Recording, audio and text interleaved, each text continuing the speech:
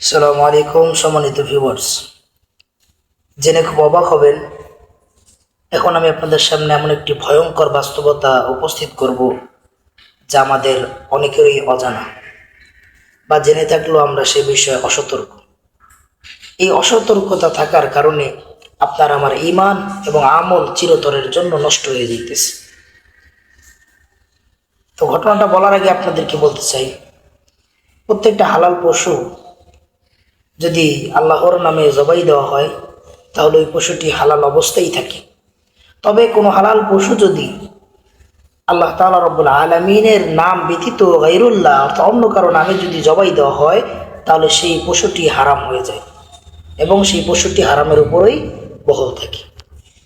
তো সেখান থেকেই সামনে বাংলাদেশ সে দুর্গা পূজা অনুষ্ঠিত হবে এবং বিভিন্ন পূজা থাকে।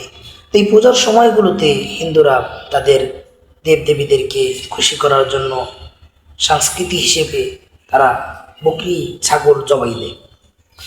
তবে এই বকরি ছাগলগুলো যেহেতু গায়রুল্লাহর নামে জবাই দেওয়া হয়েছে, এজন্য এটা প্রত্যেকটা মুসলমান ভাই এবং বোনদের জন্য খাওয়া একেবারেই হারাম।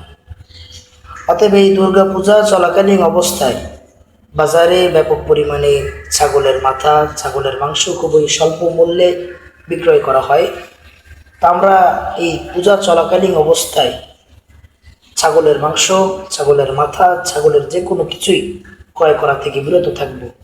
কেননা এই বহুল প্রচলিত ছাগলগুলো হিন্দুদের সেই গায়রুল্লাহর নামে জবাই দেওয়া থেকেই আসে।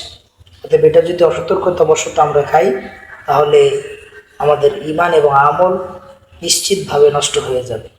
এজন্য সকলের কাছে উদারত আহ্বান থাকবে, পূজা চলাকালীন অবস্থায় এই সময়টার ভিতরে আমরা ছাগল, বকরি যে কোনো কিছুই যা গায়রুল্লাহর নামে জবাই দেওয়া হতে পারে ধারণা করা হয়, এগুলো ক্রয় বিক্রয় থেকে বিরত থাকবে ইনশাআল্লাহ।